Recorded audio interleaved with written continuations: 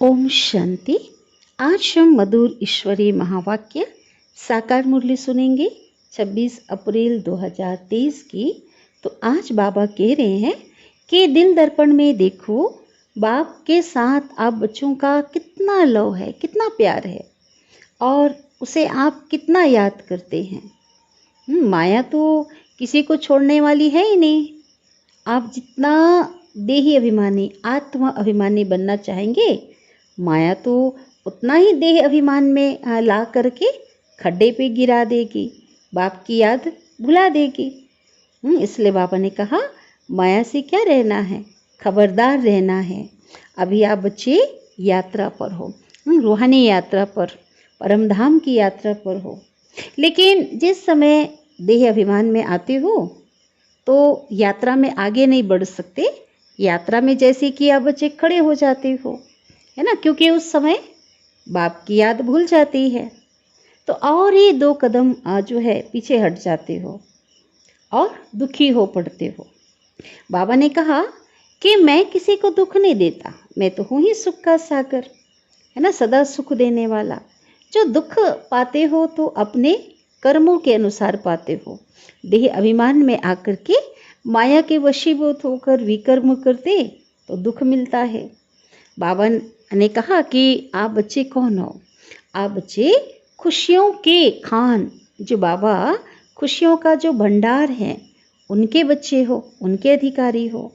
इसलिए सदा खुश में रहो, है ना, सदा खुश रहो और सभी को खुशियाँ बांटते रहो।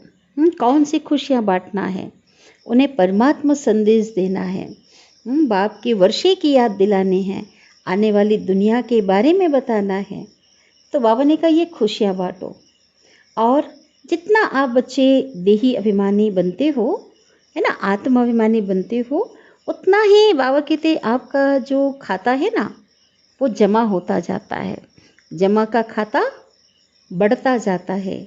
और जब देह अभिमान में आते हो तो माया घाटे में डाल देती है, देवाला निकाल देती है।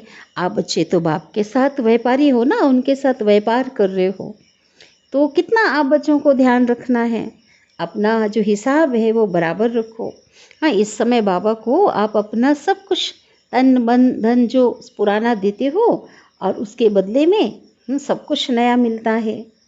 तो इसलिए बाबा कहते ये ध्यान रखो कि आपका कहीं नुकसान ना हो जाए, है ना। जितना श्रीमत पर चल कर के बाबा को याद करेंगे उतने ही आप बच्चों की बुद्धि सालिम बनती जाएगी, है ना, स्वच्छ श्रेष्ठ बनती जाएगी। पाप भस्म होंगे, पुण्य आत्मा बनते जाएंगे। तो अच्छे अच्छे जो बच्चे हैं बाप के दिल पर चढ़ेंगे। जो श्रीमत को लात मारते हैं, बाबा कहते हैं, तो वो क्या करते, ऐसे जो बच्चे हैं बाप का नाम बदनाम करते हैं। तो ऐसे बच्चों को अंत में बहुत पछताना पड़ेगा। ऐसे बच्चे बहुत त्राही त्राही करेंगे, बाबा ने कहा। इसलिए कभी भी श्रीमत के विरुद्ध कोई काम नहीं करना है। बाबा ने कहा आप बच्चे कौन हो? बाबा के बच्चे तो हो ही, लेकिन सजनियाँ भी हो। तो सजनी जो होती है ना, वो क्या साजन को कभी नहीं भूलती है। तो साजन की कितनी याद आप बच्चों को रहनी चाहिए, है ना। अभी आप बच्चों को 16 कला संपूर्ण बनना है, चंद्रमा की तरह। अभी तो तुम ही 16 कला संपूर्ण थे और अभी क्या बन गए? अभी तो कलाहीन बन गए हो। और फिर से आप बच्चों को पुरुषार्थ करके क्या बनना है? 16 कला संपूर्ण बनना है। इसलिए हर एक को बाबा ने कहा, बाबा से जो अविनाशी ज्ञान रत्न जो मिले हैं, जो धन मिला है, उन ज्ञान रत्नों का दान देना है। तो बहुत बहुत मीठी बाबा की धारणा युक्त मुरली चली है, उसे अभी हम विस्तार से सुनते हैं। आज की मुरली का सार है, मीठे बाबा कहते हैं, मीठे बच्चे तुम्हारा कर्तव्य है अविनाशी ज्ञान रत्नों की कमाई करना और कराना। दान पूछ करके नहीं किया जाता, करके दिखाना है। तो बाबा ने आज कर्तव्य की याद दिलाई है हम बच्चों को कि क्या करना है। प्रश्न है, बाप के दिल में, परमात्मा पिता के दिल में कौन सी शुभ आश सदा रहती है? किस बात में बाप आप समान बनाने चाहते हैं? दो प्रश्न है। एक तो कौन सी आश रहती है सदा, और दूसरा किस बात में अपने जैसा अपने बच्चों को बाबा बनाना चाहते हैं? उत्तर है, बाप की दिल में सदा ही बच्चों को सुख देने की आश रहती है। बेहद के बाप को कभी भी विकल्प माना उल्टा जो संकल्प है वो वह बुरा कर्म करने का संकल्प, दुख देने का संकल्प नहीं आ सकता। क्यों? क्योंकि वह है ही सुखदाता, सुख का सागर, दुखहर्ता। इसी बात में बाप अपने बच्चों को भी आप समान बनाना चाहते हैं। बाबा कहते हैं, मीठे बच्चे जांच करो ना। सभी को क्या करनी है? स्वयं की जांच करनी है कि मेरे अंदर सदा शुद्ध संकल्प रहते हैं, विकल्प तो नहीं आते। क्योंकि इतने ऊंचे लक्ष्य को लेकर के चल रहे हैं, प्रैक्टिकल में परमात्मा के बच्चे बने हैं, इसलिए बाबा ने चेक करने के लिए कहा है। गीत बजा है, मुखड़ा देख ले प्राणी दर्पण में, कितने पाप और पुण्य किए हैं तूने अपने इस जीवन में। ओम शांति। भगवानो वाच, भगवान कहते, यह किसने कहा मुखड़ा देख ले है प्राणी? प्राणी कहा जाता है जीव आत्मा को। जब आत्मा शरीर में है ना, तभी उसे कहा जाता है प्राणी। जीव आत्मा बच्चे हैं ना बाप के, सभी मनुष्य आत्माएं एक परमात्मा पिता के बच्चे हैं और जानते हैं हम आत्मा हैं, है ना। अभी हम एक ज्ञान मिला है, स्वयं की पहचान हुई है, तो अभी हम क्या जानते हैं? हम आत्मा हैं। इस समय हमारी आत्मा का पिता परम पिता परमात्मा है। जीव जो शरीर है उसका बाप भी कौन है? प्रजापिता ब्रह्मा है। हाँ, बहुत विशेष पॉइंट है ये, है ना। इतने जन्म हमने 83 जन्म लिए, तो जो साकार पिता हमारा जिसने जन्म दिया वो थे, लेकिन इस जो अलौकिक जन्म में, इस ईश्वरी ब्राह्मण जन्म में बाबा ने कहा साकारी पिता कौन हुए? प्रजापिता ब्रह्मा है। भले साकार के पिता हैं, लेकिन ब्रह्मा भी साकारी पिता इस अलौकिक जीवन के हो गए। हम बाप दादा की, शिव बाबा और ब्रह्मा बाबा, उनकी औलाद हैं। बाप बैठ जीव आत्माओं को समझाते हैं, हे बच्चे, अपने दिल दर्पण में जांच करो कि कितना % हम पुण्य आत्मा बने हैं, कितना हम पुण्य करते हैं। मनुष्य तो इन बातों को नहीं समझते हैं कि दान पुण्य अविनाशी ज्ञान रत्नों का करना है। यह तो अभी बुद्धि में आया है ना, है ना। पहले तो ये समझते थे कि जो स्थूल में जो रुपए पैसे हैं, धन जो कुछ भी है, अन्य धन का दान करना जो होता है उसको ही दान करना समझते थे। लेकिन बाबा कहते हैं ये नहीं समझते कि दान पुण्य अविनाशी ज्ञान रत्नों का करना है। यह तो अभी बुद्धि में आया है कि हमारा बाप, टीचर और गुरु सब वह एक ही बेहद का बाप माना परमात्मा है। देह अभिमान टूट पड़ता है, क्योंकि नॉलेज कौन सी मिली कि हम वास्तविक पहचान मिली, मैं तो आत्मा हूँ। तो देह अभिमान क्या होता? टूट पड़ता है। उस बेहद के बाप को हमने आधा कल्प याद किया, है ना। द्वापर काल से याद किया, 63 जन्म याद किया। याद करना भक्ति मार्ग से शुरू होता है, जबकि देवताएं क्या होते? तमोगुणी बन जाते। वाम मार्ग में जाकर के दुखी होते हैं तो याद करना शुरू करते। भक्त भगवान को याद करते हैं, समझते भी हैं कि भगवान एक है। हम आत्माओं का बाप वह निराकार है। साकार पिता तो जानवर आदि सबका है, बाकी यह बाबा हमारा वही परम धाम निवासी सच्चा बाबा है। अब आत्मा ने बाबा को पहचान लिया, अपने पिता को पहचान लिया, तो क्या कहती है आत्मा? ये हमारा वही बाबा, शिव बाबा जो है, जो परम धाम में रहने वाले हैं, है ना, जो साकार सृष्टि में आए हैं, वही सच्चा बाबा है, हमको सच्चा बनाने वाला है। पुण्य आत्माएं हैं सभी सचखंड में रहने वाली। सचखंड किसको कहेंगे? सतयुग और त्रेता, उस दैवी दुनिया, वहाँ पुण्य आत्माएं रहती हैं। तुम जानते हो जितना बाबा के साथ हम सच्चे रहेंगे, उतना बाप के सचखंड में हमको ऊंच पद मिलेगा। अब सच्चा रहना किसको कहेंगे? एक तो बाबा जो हमें कह रहे हैं उसको मान करके चलना, देह भान को छोड़ करके आत्मा समझना भी सच्चा रहना है, और बाबा से कुछ भी नहीं छिपाना है। जो हैं जैसे हैं बाबा के आगे हम क्या रहें? स्पष्ट रहें, सच्चे वफादार रहें। तो बाबा कहते हैं तो जितना सच्चे रहेंगे उतना बाप के सचखंड में हमको ऊंच पद मिलेगा। इसके लिए रेस है, बहुत बड़ी दौड़ पूरे विश्व में चल रही है। लाखों आत्माएं क्या कर रहे हैं? इस रेस में शामिल हैं। तो उस पढ़ाई से कोई बैरिस्टर बनता है, लौकिक दुनिया में जो पढ़ाई होती है, तो कोई बैरिस्टर बनता है, कोई इंजीनियर बनता, कोई डॉक्टर, देश है ना। तो कितने बाबा कहते?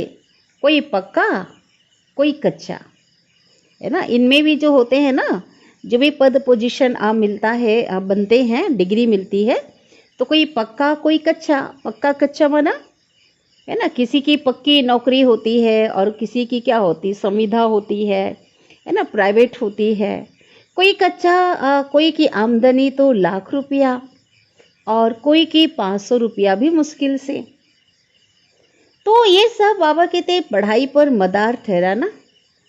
अब तुम बच्चे अविनाशी ज्ञान रत्नों से अपना भंडारा भरते हो, जो ही बाबा कहते काम में आना है ना। जो ये स्थूल संपत्ति है, ये जितने भी हैं वे तो विनाशी हैं, लेकिन अविनाशी जो ज्ञान रत्न है बाबा कहते हैं, हाँ, तो ये यही काम में आने वाला है। धारणा कर पुण्य आत्मा बनना है, औरों को भी दान दे पुण्य आत्मा बनाना है। दिल से पूछना है हम कितना धारण कर और पुण्य करते हैं, ये दिल से पूछो, है ना। बाबा जो हमें ज्ञान दे रहे हैं, अविनाशी ज्ञान रत्न ज्ञान सागर से जो मिलता है, बुद्धि में भी धारण करने की बात है और प्रैक्टिकल जीवन में भी धारण करने की बात है। तो कितना हम औरों को देते हैं, दान करते हैं। अगर पुण्य आत्मा पुण्य नहीं करते तो ज़रूर पाप आत्मा रह जाते। पुण्य करेंगे तो पुण्य आत्मा बनेंगे, और पुण्य नहीं करते हैं तो ज़रूर पाप आत्मा रह जाते। तो अपना मुखड़ा देखना है, दिल दर्पण में अपनी स्थिति को खुद परखनी है। पिछाड़ी में बैठने वाले को तो मास्टर भी जानता है, बाप भी जानता है, रजिस्टर से पता लग जाता है। अब वह तो हुई स्थूल बातें, और यहाँ तो है गुप्त। जैसे स्कूल में क्या होता है, जो अच्छे जो स्टूडेंट होंगे ना, होशियार, वो सामने सामने बैठेंगे, है ना, चेयर पे, और जो ठीक से पढ़ाई नहीं करने वाले हैं, वो कहाँ बैठते? वो पीछे बैठते हैं। वो तो उस स्थूल बात हो गई, लेकिन यहाँ गुप्त बात है ना। बाबा कहते, बाबा जानता है हर एक के अंदर की बात को, कहाँ तक ये धारणा करते हैं, कैसे चल रहे हैं, ये गुप्त बात है। मम्मा और बाबा धारणा कराते रहते हैं। अविनाशी ज्ञान रत्नों को धारण करो और कराओ। खुद ही पुण्य आत्मा नहीं बनेंगे तो औरों को कैसे बनाएंगे? बहुत क्लियर बात है ये, बाबा ने स्पष्ट बता दिया। बनेंगे वही औरों को बना सकते हैं। खुद के अंदर अगर धारणा नहीं होगी तो औरों के जीवन में धारणा कैसे करा सकते हैं? यह कोई दुनियावी बातें तो है नहीं, यहाँ तो ईश्वरी बातें हैं।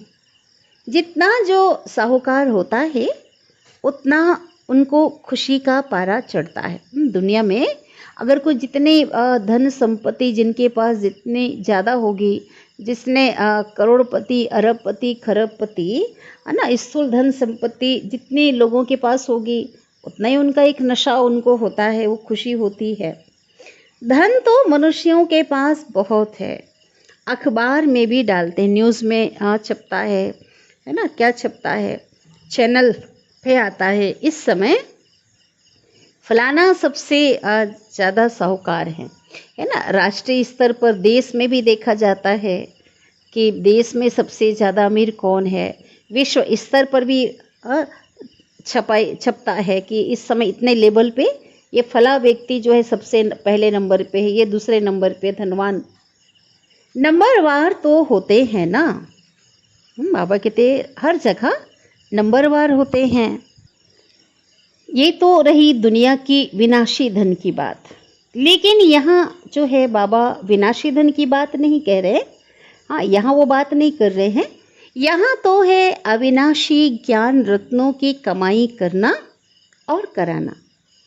इसलिए पूछने की बात नहीं रहती, पूछकर दान नहीं किया जाता।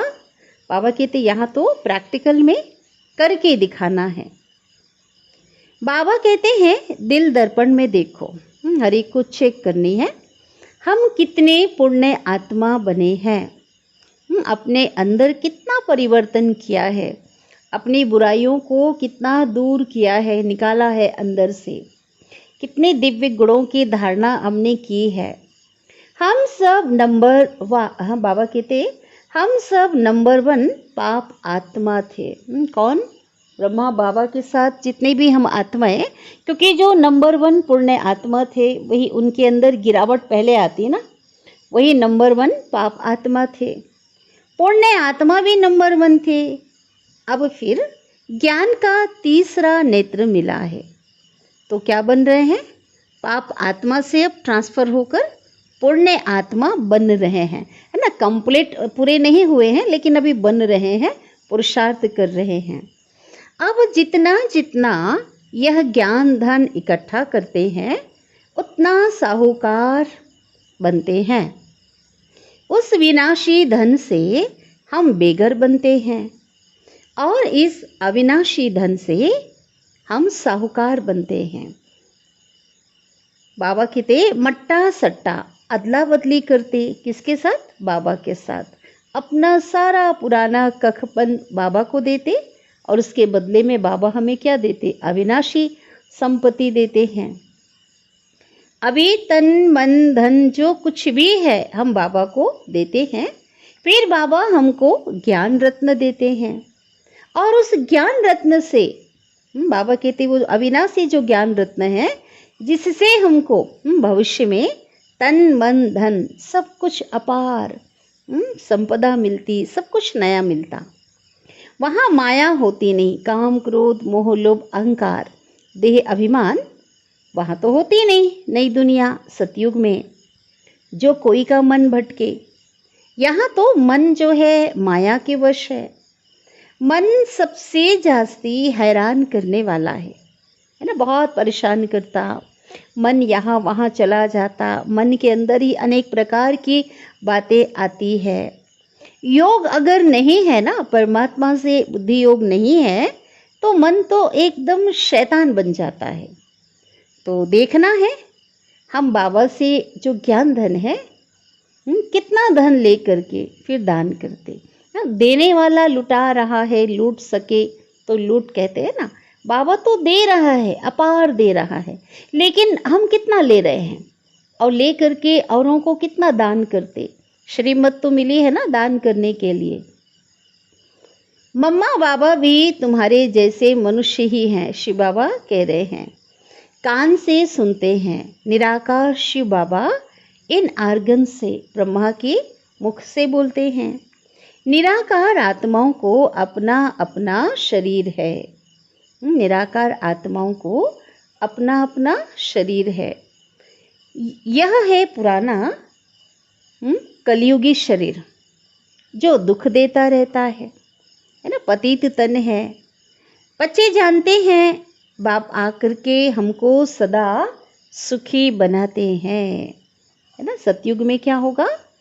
दुख का नाम निशान नहीं होगा, अपार सुख होगा, सदा सुखी होते हैं। बाप मिला है तो अंदर खुशी से तालियां बजती रहती है ना। अपार तालियां बजना माना असीम खुशी रहती, खुशी का कोई पारावार नहीं रहता, है ना। क्योंकि जिस बाप को 63 जन्म ढूंढा, पुकारा, जिसके लिए तपस्या किया, क्या क्या नहीं किया, वो बाबा मिला तो सब कुछ मिला। कहते ना, तुम्हें पाके हमने जहाँ पा लिया। तो बाबा ही जैसे संसार है तो अंदर क्या होती? खुशी की तालियां बजती है बाबा को पाकर के। तब बाहर में भी बजती है।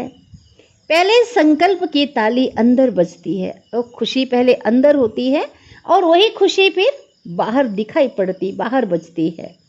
पहले अंदर आएगा कि यह करें, कोई भी बात हो, बाबा कहते कुछ भी कार्य करते हैं ना, पहले मन में संकल्प उत्पन्न होता है, फिर कर्म इंद्रियों से कर लेते हैं। तो जांच करनी चाहिए कि हमारे अंदर शुद्ध संकल्प आते हैं ना। चलो 63 जन्मों से तो क्या हो गया था? व्यर्थ संकल्प थे, विकल्प चलते थे। लेकिन अब चूंकि हम परमात्मा के बने हैं, हमें जीने की राह मिल रही है, बाबा ज्ञान दे रहे हैं, तो इस समय अपने आप को चेक करने की बात है कि चेक करो कि अपने अंदर की कोई विकल्प तो नहीं आते, अभी शुद्ध संकल्प ही आते हैं। संकल्प शुद्ध ख्याल को और विकल्प अशुद्ध ख्याल को कहा जाता है। बेहद के बाप को कोई विकल्प थोड़ी ही आएगा, है ना। भाई है ही परमात्मा, परमात्मा के अंदर, भगवान के अंदर कोई विकल्प नहीं आता, रिंचक भी नहीं। वह है ही सुखदाता, है ना। बाबा क्या है? संपूर्ण बाबा तो है ही निर्विकार, सबसे न्यारा। तुम्हारे पास विकल्प आएंगे, किसको दुख देने के भी आएंगे, वह विकर्म करने के आएंगे। क्यों? क्योंकि 63 जन्मों का संस्कार जो अंदर है, देहभान खत्म पूरी तरह नहीं हुआ है, इसलिए बाबा कहते हैं आपके अंदर ऐसा आ सकता है और आएंगे। मैं तो तुमको हुबहू आप समान बनाने आता हूँ, है ना। अपने समान बाबा एक संपूर्ण रचना रचते हैं, अपने समान बनाना चाहते हैं। तभी तो देवी देवताओं को देख करके, है ना, संपूर्ण उनके स्वरूप को देखकर बनाने वाले की याद आती है कि ये इतने सुंदर है तो बनाने वाला कितना सुंदर होगा। तो अपने समान बनाने आते, अर्थात हमें देवतुल्य बनाते हैं। यह तो जानते हो बाप हमेशा बच्चों को आप समान बनाते हैं। बच्चों को जन्म कोई दुख के लिए थोड़े देते हैं। लौकिक में भी जो पिता है, माता पिता है, बच्चों को तो सुख के लिए जन्म देते हैं, दुख देने के लिए थोड़े देते हैं। तो दुख तो जो मिलता है जीवन में, जो भी दुख आता है वो तो कर्मों अनुसार मिलता है। भगवान भी कभी किसी को दुख नहीं देते, बल्कि वह तो कर्मों से हमने क्या किया, हिसाब किताब बनाया, दुखी हो गए। तो बाबा तो आकर के हमें दुखों से छुड़ाने आया है, हमें तो उसका कारण बता रहे हैं, निवारण बता रहे हैं कि दुख आखिर हमारे जीवन में कहाँ से आया और कैसे हम इन दुखों से छूट सकते हैं। माँ बाप की आशा रहती है कि बच्चों को सदा सुखी रखें, परंतु माया की प्रवेशता है ना। लौकिक बाप समझते हैं बच्चों को शादी कराकर हम बहुत सुख देते हैं। कन्या को भी कहते हैं ना, कन्या दान कर दिया। माता पिता समझते हैं हम उनको सुख दे रहे हैं, परंतु पारलौकिक पिता शिव बाबा कहते हैं शादी किया माना बर्बादी किया। हम तुमको ऐसा गुलगुल बनाते, है ना, फूल की तरह पवित्र बनाते। जो स्वर्ग में तुम शादी करेंगे तो पटरानी और पटराजा बनेंगे, झूलों में झूलेंगे। लौकिक पिता और पारलौकिक पिता की बुद्धि देखो, बुद्धि में देखो कितना फर्क है ना। लौकिक में क्या बनाते, पतित बनाते हैं, और पारलौकिक पिता तो हर एक को पावन बनाते हैं। इस समय माया के संस्कार मनुष्यों में बहुत कड़े हैं, है ना। 63 जन्म के संस्कार इस समय इतने कड़े हैं, इतने पक्के हो गए हैं, है ना, जो कि मनुष्य आत्माएं अजामिल जैसे पाप आत्माएं बन गए हैं। विकारों की क्या है, तमो प्रधानता है, अति है। तो शिव बाबा कहते हैं मैं तो चाहता हूँ बच्चों को इतना सुखी बनाऊं जो एकदम झूलों में झूले, है ना, बहुत सुख पाए मेरे बच्चे। बेहद के बाप के दिल के अंदर, भगवान के अंदर बच्चों के सुख के लिए कितने फर्स्ट क्लास आशा रहती है। बच्चों को माँ बाप पैदा करते ही किस लिए है, सुख देने के लिए। तो माँ बाप को ही फिर सुखी बनाना है ना भाई। जन्म जिसने दिया है उनको ही क्या बनाना है, सुखी बनाना है। बेहद का बाप भी चाहते हैं कि मेरे बच्चे सुखी बने, परंतु लौकिक और पारलौकिक बाप की बुद्धि में बहुत फर्क है। बेहद का बाबा कहते हैं एक तो मेरे साथ आप बच्चों का क्या हो, बुद्धि योग मेरे साथ हो, मुझ संग अपना बुद्धि योग जोड़ो, और सब लौकिक जो माँ पिता हैं, मित्र संबंधी आदि से सबसे बुद्धि का योग तोड़ना है। छोड़ने की बात नहीं हो रही है, इसमें बहुत गहरी समझ होनी चाहिए कि उसको छोड़ दो नहीं कह रहे हैं बाबा, कि उनसे जो बुद्धि लगी हुई है ना, बुद्धि योग उससे अलग हटाओ, मुझसे जोड़ो, मुझे याद करो। निभाना तो है उनसे, लेकिन योग जो है मुझसे रहे, आप बच्चों का याद मुझे करो। मैं तुम्हारा सब कुछ हूँ। अब तक तो हम केवल गाते थे ना भक्ति मार्ग में, तुम्ही हो माता पिता, तुम्ही हो बंधु सखा, तुम्ही हो, बस केवल गाया, अनुभव नहीं किया। लेकिन अभी प्रैक्टिकल में क्या करना है, भगवान आया हुआ है और सर्व संबंध उनसे जोड़ करके हमें क्या करनी है, सर्व संबंधों का अनुभव करना है। माया तुमको हर बात में दुख दिलाएगी, उसका काम ही क्या है माया का, दुख देना। मैं तुमको सुख का सागर बनाता हूँ, अपने समान बाबा कहते बनाता हूँ। मैं खुद राजाई का सुख नहीं भोगूंगा, इसलिए बाबा को निष्काम सेवाधारी कहते हैं, है ना। बाबा तो हम बच्चों को सुख देते हैं, परंतु कहेंगे तो सही ना, सुख का सागर, है ना। बाबा जो है सुख नहीं भोगते, लेकिन वो हैं कौन, सुख के सागर, शांति के सागर। तब तो सुखी बनाता हूँ। कितना अच्छी रीति बाबा समझाते हैं, और कोई भी ऐसा समझा ना सके, है ही है ज्ञान का सागर, है ना। बहुत प्यार से हम बच्चों को युक्ति से समझाते हैं, एक एक बात स्पष्ट क्लियर करके बाबा हम बच्चों को समझाते हैं। भारत में ही गाते हैं ना, कौन क्या गाते हैं, तुम्हें हो माता जब पिता तुम्हें हो बंधु जब सखा तुम्हें हो।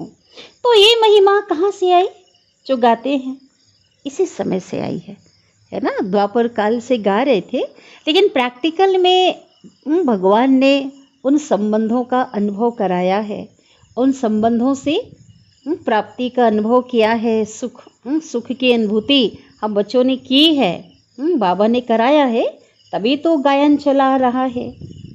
तो बाबा कहते लेकिन लोगों को पता नहीं है, मुझ एक द्वारा तुमको सब सुख, सर्व संबंधों के सुख मिलते हैं, इसलिए तुमको कहते हैं कि और संग बुद्धि का योग तोड़ो। देह सहित जो भी तुम्हारे संबंधी आदि हैं उन सब को भूलो, अपने को देही अभिमानी समझो, आत्म अभिमानी समझो। बाप कितना गुलगुल बनाते हैं, फूल जैसा बनाते हैं, कहते हैं मेरा ही सुनो, मेरे साथ योग लगाओ। जैसे मैं ज्ञान का सागर हूँ, सारी रचना को जानता हूँ, ऐसे तुम्हारी बुद्धि में भी यह सारी सृष्टि का चक्र फिरता रहता है। बाबा ने जो ज्ञान दिया है उसका स्मरण हम करते हैं, स्मृति में लाते हैं। माता पिता कभी बच्चों को दुख नहीं देते। बाबा बार बार रिपीट कर रहे हैं, क्योंकि पहले हम यही कहते थे ना, आज भी लोगों का यही मानना है कि भगवान ही क्या देता, वही सुख और दुख देता है। लेकिन आज हमें भगवान ने क्लियर किया और हमने इस बात को अच्छी तरह जाना है, अनुभव किया है कि बाबा तो हमेशा अपार सुख देते हैं, सुखदाता है ना। दुख देने का वो संस्कार, वो नेचर ही नहीं है उनके पास। जो दुख मिलता है वो तो हमें अपने कर्मों से मिलता है। माया के वशीभूत होकर हम दुखी हुए हैं। तो बाप दुख के लिए रचना नहीं रचते हैं। अब बाबा कहते हैं, बच्चे बीती सो बीती, जो बीत गया सो बीत गया। ड्रामा अनुसार जो कुछ भी था वो ड्रामा अनुसार था, लेकिन अब तो गुलगुल बनो ना, फूल जैसा बनो, पवित्र बनो। वहाँ तो विकारों की बात नहीं होगी। सतयुगी दुनिया में विकार तो होंगे ही नहीं। महाराजा महारानी बनते हैं। सारी दुनिया कहती है सतयुग हेवन, वाइसलेस वर्ल्ड। क्या है?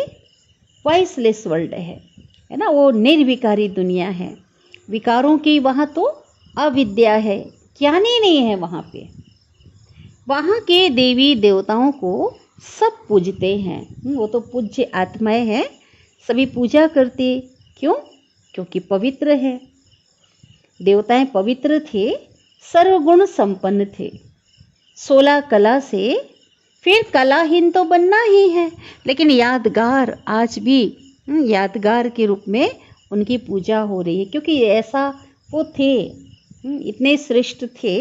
लेकिन अभी क्या है, वो वही आत्माएं अभी कलाहीन बनते हैं और बनना ही है ना। 16 कला से ड्रामा अनुसार कलाहीन तो बनना ही है, क्योंकि परिवर्तन सृष्टि का नियम है। सृष्टि परिवर्तित होती जाती है, आत्मा भी सतो से रजो तमो में आती है।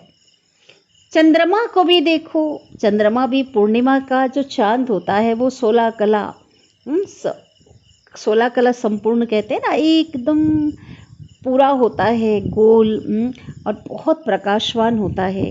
लेकिन धीरे धीरे अमावस्या तक क्या होता है, उसकी जो रोशनी है वो कम हो जाती है, एक धारी बस रह जाती है, जिसको अमावस्या कहते हैं। अंधियारी रात हो जाती है ना।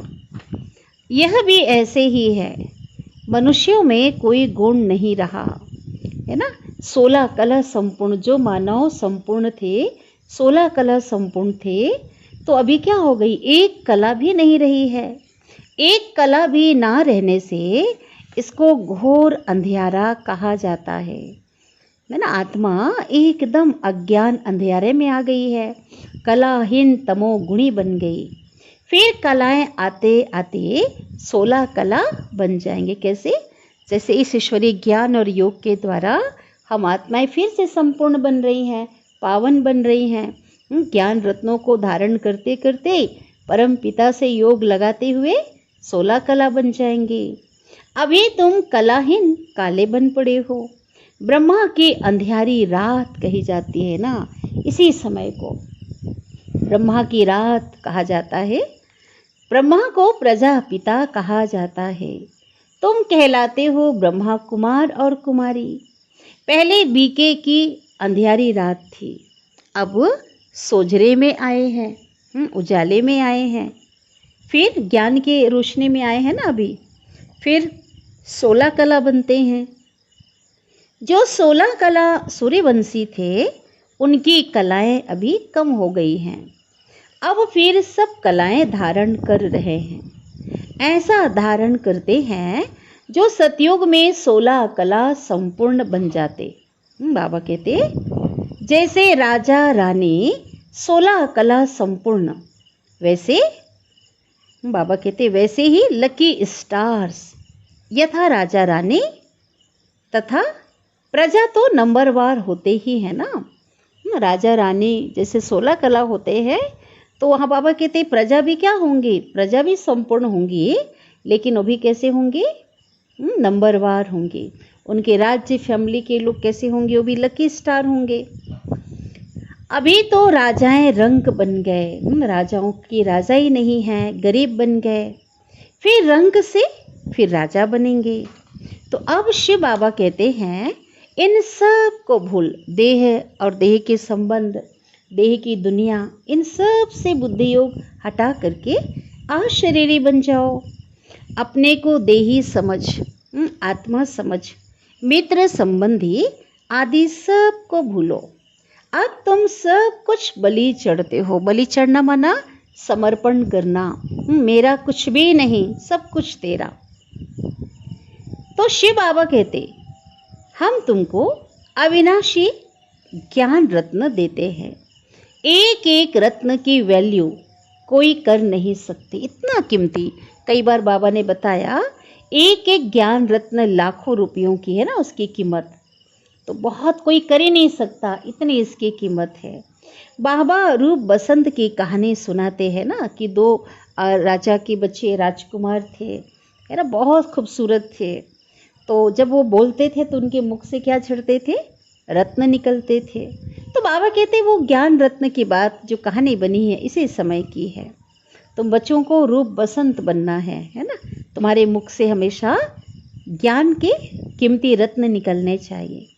बाकी तो सब भक्ति मार्ग के शास्त्र बना दिए हैं, लेकिन सदगति करने वाला सदगुरु एक बाबा ही है, जो ज्ञान से तुम्हारी सदगति करते हैं। इस ज्ञान को अमृत भी कहा जाता है।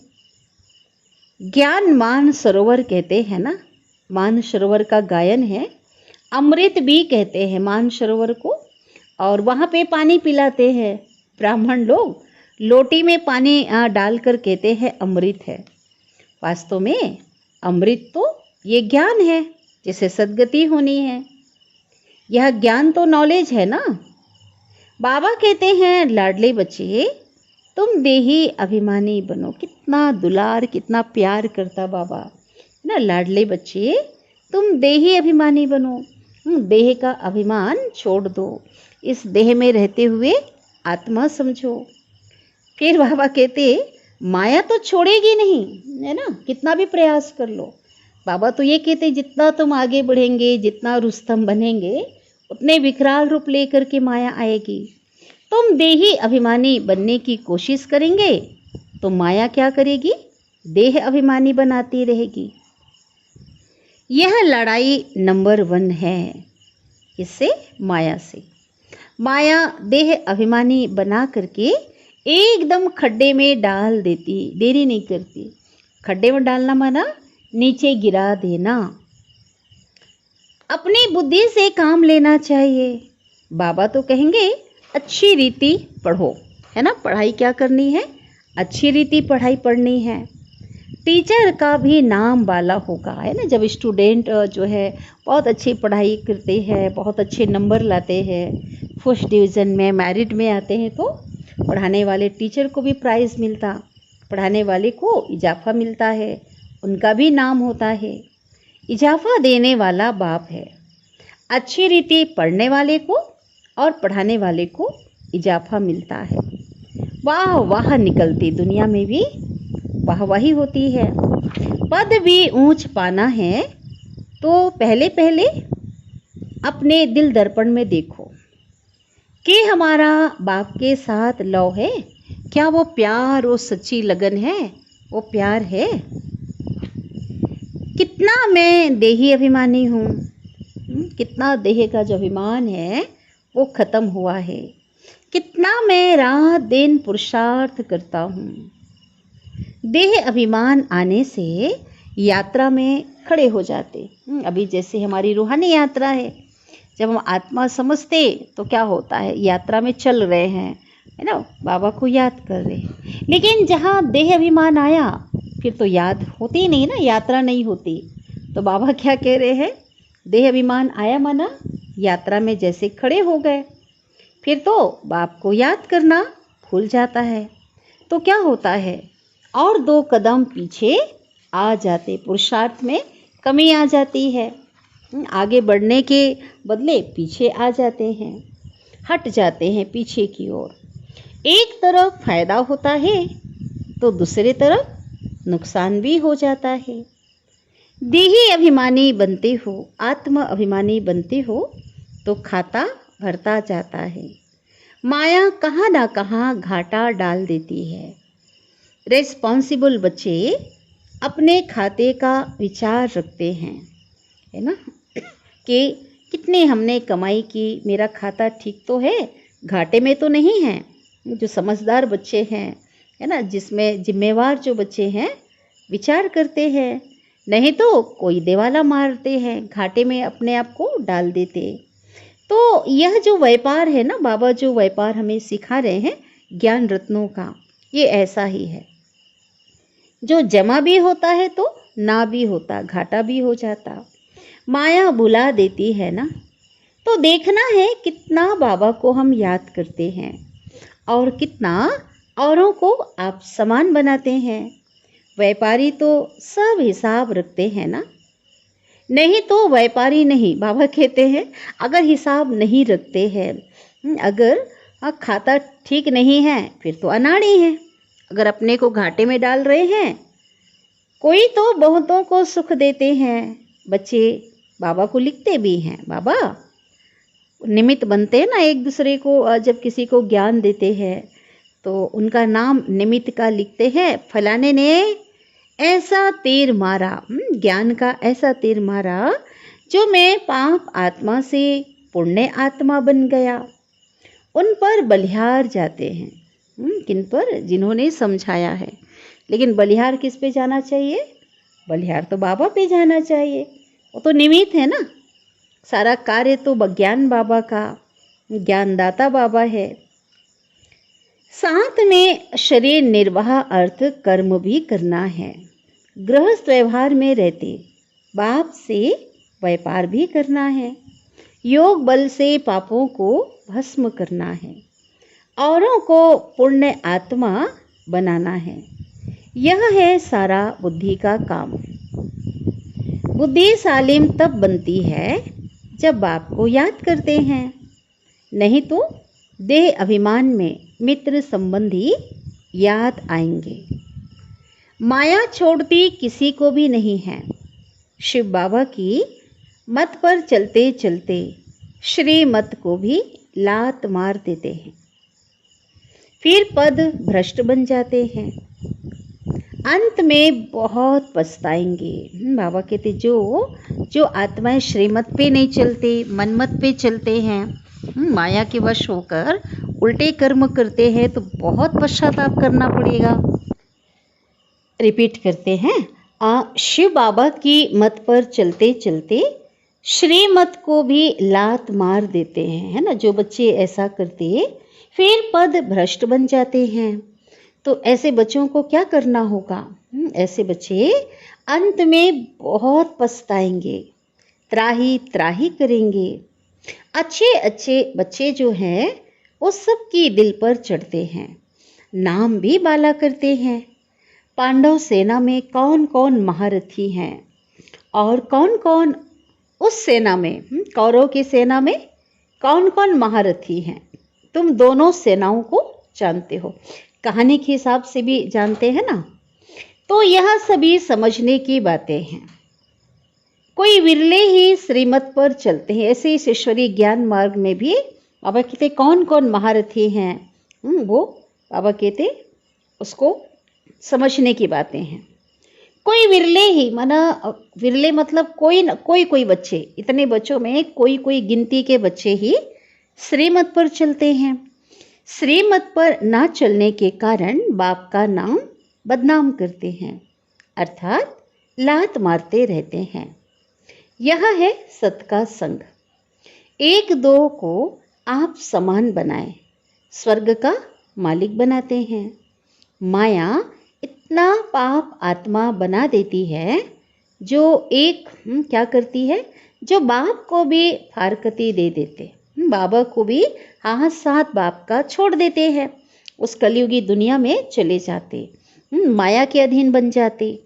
भक्ति मार्ग में सब सजनियां हैं, फिर बाप के रूप में अभी तुम उनके बच्चे बने हो, तो बच्चे भी हो फिर सजनी भी हो। तो सजने को तो साजन की कितनी याद रहनी चाहिए। अच्छा, बाबा कहते हैं अब याद प्यार दे रहे हैं, मीठे मीठे सिकिलधे बच्चों प्रति माता पिता बाप दादा का याद प्यार और गुड मॉर्निंग। रूहानी बाप के रूहानी बच्चों को नमस्ते। और हम रूहानी बच्चों के रूहानी माता पिता बाप दादा को याद प्यार, गुड मॉर्निंग और नमस्ते। शुक्रिया बाबा, शुक्रिया आपका दिल से पद्मा पदम गुणा शुक्रिया। धारणा के लिए मुख्य सार, पहली पॉइंट है रूप बसंत बन करके मुख से ज्ञान रत्न निकालने हैं। योग से अपनी बुद्धि को सालिम बनानी है ना, स्वच्छ बनाना है। दूसरी पॉइंट है बाप समान सबको सुख दे, सुखदाता बनना है। कभी भी दुख देने का बुरा संकल्प व विकल्प नहीं उठाना है। सदगुरु वरदान दे रहे हैं, मन को श्रेष्ठ पोजीशन में स्थित कर पोज बदलने के खेल को समाप्त करने वाले सहज योगी भाव। बाबा कहते हैं मन को श्रेष्ठ पोजीशन में, माना श्रेष्ठ स्थिति में, स्वमान में स्थित कर पोज बदलने के खेल को समाप्त करो। विस्तार है, जैसे मन की पोजीशन होती है, मन की स्थिति होती है, तो वह चेहरे के पोज से दिखाई देती है ना, चेहरे से स्पष्ट दिखाई देता है। मन की स्थिति का चेहरा दर्पण होता है, कहते हैं ना। कई बच्चे कभी कभी बोझ उठाकर मोटे बन जाते हैं, कभी बहुत सोचने के संस्कार के कारण अंदाज से भी लंबे हो जाते हैं, और कभी दिल शिकस्त होने के कारण छोटा, अपना बात क्या कहते बाबा, दिल शिकस्त होने के कारण अपने को बहुत छोटा देखते हैं। तो अपने ऐसे पोज साक्षी होकर के देखो। जैसे होता है ना, कोई ऐसा ग्लास होता है, दर्पण होता है, अजायब घर में होता है, तो जब दर्पण में देखेंगे ना, कहीं मोटे दिख रहे हैं, कहीं नाटे दिख रहे हैं, कहीं लंबे, जो पोज है ना शरीर का अलग अलग दिखाई देता है। तो ऐसे चेहरे का भी पोज बदल जाता, तो शरीर का भी जो पोज है बाबा कहते हैं वो क्या हो जाता, बदल जाता। जैसे मन की पोजीशन है वैसी स्थिति हो जाती है। वो तो चलो एग्जाम्पल उसका दिया बाबा ने, लेकिन है कौन सी, मन की स्थिति का जो है, जैसी स्थिति होती है वैसा स्वरूप हो जाता है। तो मन के श्रेष्ठ पोजीशन में स्थित हो, ऐसे भिन्न भिन्न पोज परिवर्तन करो, तब कहेंगे सहज योगी। अपनी स्थिति को बहुत श्रेष्ठ बनाओ, बहुत ऊंचा बनाओ। वो कब होगा, जब मन की स्थिति, मन का जो पोजीशन है वो सर्वश्रेष्ठ होगा। स्लोगन है, खुशियों के खान की अधिकारी आत्मा सदा खुशी में रहती है और क्या करती, खुशी बांटती है। कौन सी आत्मा, खुशियों के खान के अधिकारी। बाबा मिला, खुशियों का भंडारा, भंडार कौन है, बाबा मिला, और उस बाबा से अपार खुशियाँ मिली, ज्ञान मिला, है ना। और उसके आधार से कितने खुशी, हमको स्मृति आई, हम कौन थे और क्या हमें बनना है। तो इस आधार से क्या होगा, कितने ऊंचे पोजीशन स्वमान बाबा ने दिया। तो खुशियों के खान के हम अधिकारी आत्माएं है ना, तो क्या होगा, सदा खुशी में रहना है।